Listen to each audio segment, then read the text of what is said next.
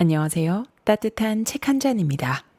최근 20, 30대 젊은 세대 사이에서 당뇨병 발생률이 급증하고 있다는 소식이 자주 들립니다. 일반적으로 당뇨병은 중장년층에 주로 나타나는 것으로 알려져 있지만, 이젠 젊은 세대도 예외가 아니게 된 거죠. 그 원인으로는 가공식품의 증가와 높은 당류 섭취라고 하는데요. 일본의 당뇨병 전문의 마키타 젠지는 건강을 해치는 원인의 90%가 혈당 수치와 관련이 있다고 강조하며, 특히 40세 전후로 건강의 격차가 크게 벌어진다고 합니다. 그는 올바른 식사 습관을 통해 혈당을 관리하는 것이 건강 상류층이 되느냐 하류층이 되느냐를 결정짓는 중요한 포인트라고 이야기하죠. 오늘은 그의 저서 식사가 잘못됐습니다 속 내용을 통해 우리가 건강 상류층으로 나아가기 위해 실천할 수 있는 올바른 식사법에 대해 알아보겠습니다. 지금부터 책 속으로 들어가 보겠습니다. 탄수화물을 끊지 못하는 이유. 탄수화물 중독은 약물 중독과 같다. 산에서 조난당한 사람들이 죽음에 이르는 이유는 대개 저체온증 때문이다. 체온을 유지하고 강물이라도 마실 수 있다면 먹을 것이 없어도 한 달 가까이 목숨을 부지할 수 있다. 음식을 먹을 수 없는 상태가 계속되면 간세포 같은 곳에 저장되어 있던 글리코겐이, 그것도 바닥나면 지방세포의 중성지방을 연소함으로써 우리는 에너지를 얻고 혈당치를 안정시켜 목숨을 이어갈 수 있다. 바꿔 말하면 우리는 굶주린 상태에서도 살아남을 수 있으며 혈당치가 지나치게 내려가지 않는다. 산악인이 비상식량으로 초콜릿이나 양갱처럼 무게에 비해 탄수화물 함유량이 많은 먹거리를 준비하는 이유는 유사시에는 그런 음식을 먹는 것이 가장 효과적이기 때문이다. 하지만 현대인에게 유사시는 좀처럼 찾아오지 않는다. 반면에 우리 선조들은 끊임없이 위기와 맞닥뜨렸다. 선조들은 일상적으로 굶주리고 언제 죽어도 이상하지 않은 상황에 놓여 있었다. 그런 선조들의 뇌에는 혈당치를 지나치게 낮추면 안 된다. 기회가 있을 때마다 탄수화물을 섭취하라라는 지령이 깊이 뿌리 박혀 있다. 우리도 그것을 그대로 물려받았다. 채소나 생선을 먹지 못하는 사람은 있어도 밥이나 라면이 싫다고 하는 사람이 없는 것은 그런 이유 때문이다. 즉, 살아남기 위해 우리 몸은 탄수화물을 섭취하도록 구조화되어 있다. 탄수화물을 먹었을 때 우리는 포상으로 행복감을 느끼게 되어 있다. 탄수화물을 섭취해 혈당치가 올라가면 세로토닌과 도파민이 방출되어 뇌가 쾌락을 얻는다는 사실은 앞서 말한 바 있다. 이런 우리 몸의 구조는 굶주렸던 선조들의 시대에 혈당치가 너무 떨어져 목숨을 잃지 않도록 설계된 것이다. 그러나 현대인으로 말할 것 같으면 굶주리지도 않는데 뇌의 쾌락을 위해 탄수화물을 섭취하고 있다. 그야말로 탄수화물 중독이다. 약물 중독 연구의 1인자인 노라 볼코 미국 국립약물남용연구소 소장은 연구 주제를 과식이나 비만 문제까지 넓혀 약물 중독과 과식은 메커니즘이 비슷하다고 지적한다. 둘 다 뇌가 보수를 얻기 위해 반복하는 중독이라는 이야기다. 의사에게 살을 빼라는 말을 들었는데 라면 가게 간판을 보면 그냥 지나치지 못하는 것도, 달콤한 빵이 없으면 만족하지 못하는 것도 의지가 약해서가 아니라 뇌가 중독되었기 때문이라는 사실을 깨달아야 한다. 그림 0-9는 내가 만든 탄수화물 중독 체크리스트다. 이를 참고하여 자신의 상태를 객관적으로 확인해 보기 바란다. 덧붙이자면 이 검사를 실시한 결과 비만인의 75%가 탄수화물 중독이었다. 탄수화물 중독 체크리스트. 다음 질문에 예, 아니요로 답하라. 1. 아침을 제대로 먹었는데도 점심 전에 허기를 느낀다. 2. 정크푸드나 단 음식을 먹기 시작하면 멈추기 어렵다. 3. 식후에도 만족감을 느끼지 못할 때가 있다. 4. 음식을 보거나 냄새를 맡으면 먹고 싶어진다. 5. 배가 고프지 않은데 야식이 먹고 싶어질 때가 있다. 6. 어쩐지 야식이 당긴다. 7. 과식한 다음에는 나른한 느낌이 든다. 8. 점심을 먹고 나면 지치거나 공복감이 느껴진다. 9. 배가 부른데도 계속 먹을 때가 있다. 10. 다이어트를 해서 요요 현상이 일어난 적이 있다. 예라고 답한 것은 몇 개인가? 0에서 2개. 중독은 아니다. 3개에서 4개. 가벼운 중독. 5개에서 7개. 중간 수준의 중독. 8개에서 10개. 심한 중독. 탄수화물의 악성도를 정확히 안다. 우리 몸을 망치는 5대 탄수화물 식품. 탄수화물이라 해도 그 악성도는 식품에 따라 다르다. 이제 와서 사람들이 그렇게 좋아하는 흰 쌀밥을 일절 먹지 말라고 할 생각은 없다. 탄수화물은 생명을 유지하는데 꼭 필요한 영양소이므로 적절한 양을 섭취해야 한다. 그러나 현대인은 탄수화물을 지나치게 많이 섭취하는 데다 전혀 섭취할 필요가 없는 나쁜 탄수화물을 즐겨 먹으니 문제다. 악성도 1위, 캔커피, 청량음료, 주스 등. 애초에 인간이 살아가는데 전혀 필요가 없는 식품들이다. 탄수화물 중독에 빠졌기 때문에 마신다는 점을 깨닫고 하루빨리 물리치기 바란다. 악성도 2위, 설탕이 든 과자. 흰 설탕은 인간이 만든 대표적인 부적절한 식품이다. 케이크나 만주에는 흰 설탕이 듬뿍 들어있다는 사실을 잊지 말자. 악성도 3위, 과일. 비타민과 미네랄이 풍부한 만큼 앞에 2가지보다는 낫다. 다만 요즘 과일은 당도가 높도록 개량되어 옛날의 천연 과일과는 다르다. 특히 주스는 이제 그만 마시자.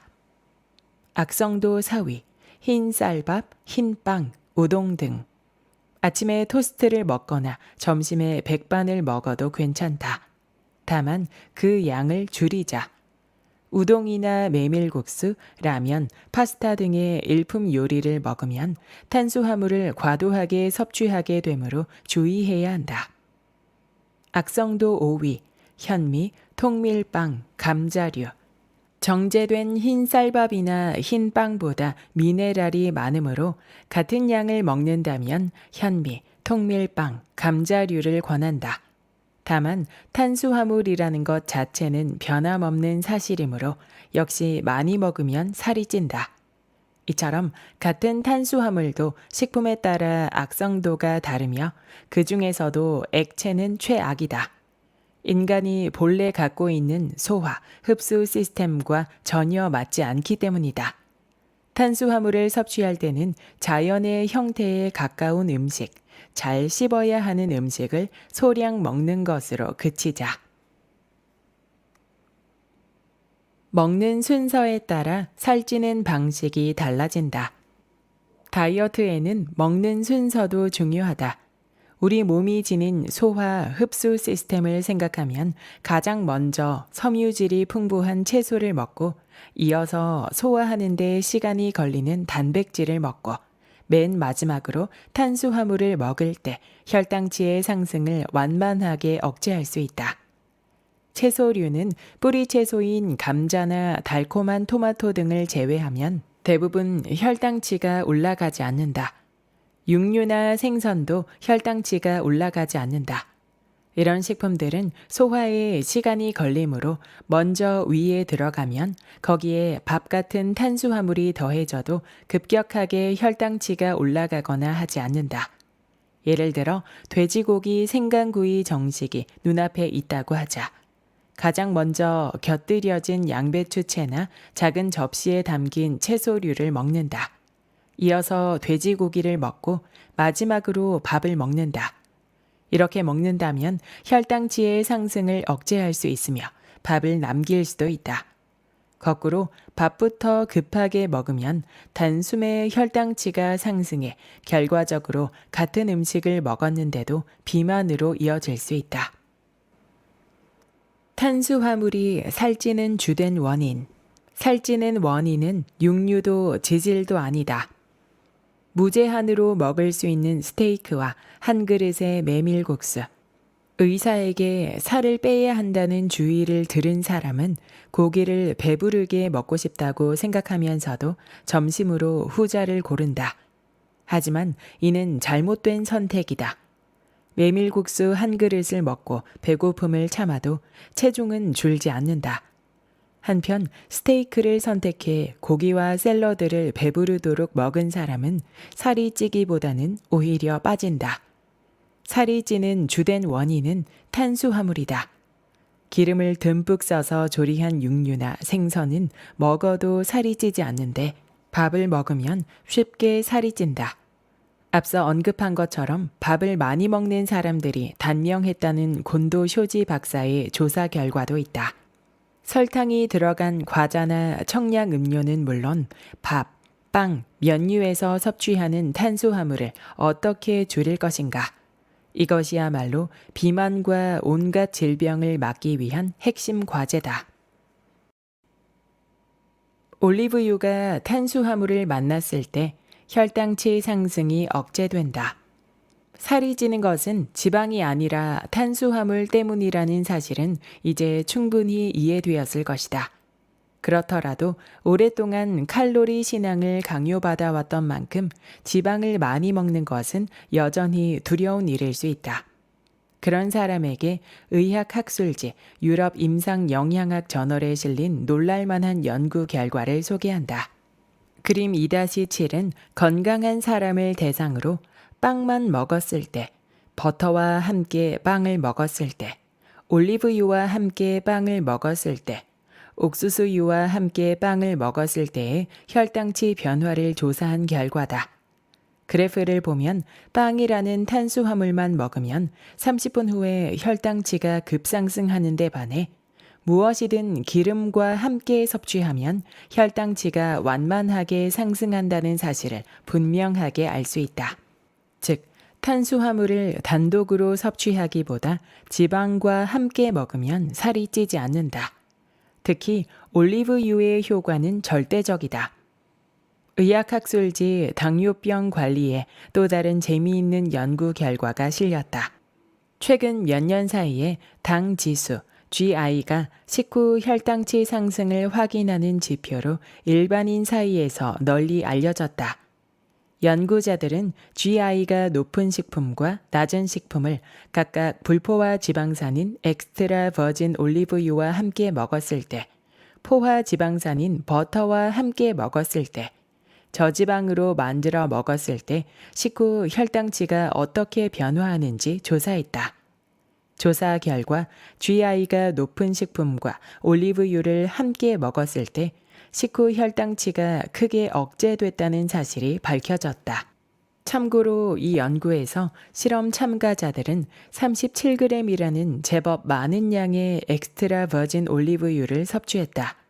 이러한 연구 결과를 볼 때 올리브유를 먹으면 살이 빠진다고 해도 될 것이다.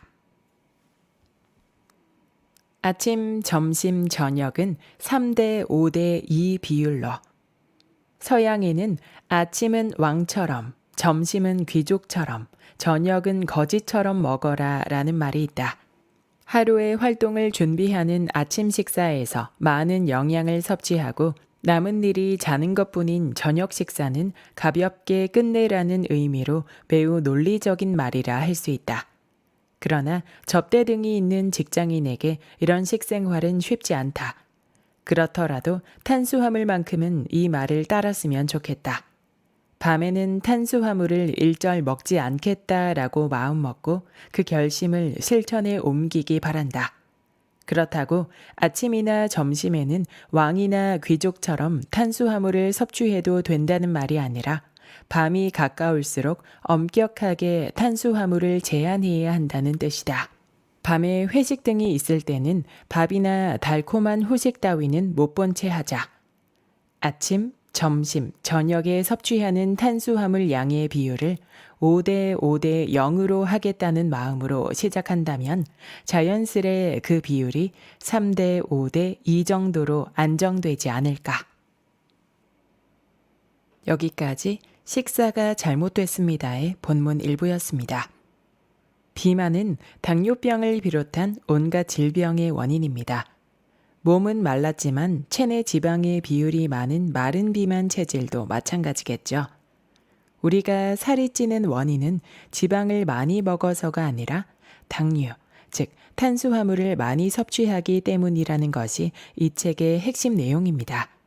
그래서 우리는 건강한 몸을 유지하기 위해 탄수화물 섭취를 적절히 제한하고 다양한 영양소를 균형 있게 섭취하는 올바른 식사법을 실천할 필요가 있습니다.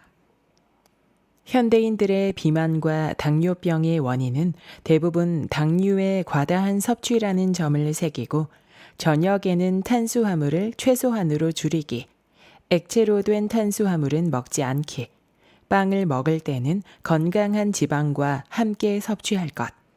음식은 조금씩 자주 먹는 습관을 실천해 나가면 좋겠습니다. 구독과 좋아요와 댓글은 큰 힘이 됩니다. 다음 영상에서 만나요.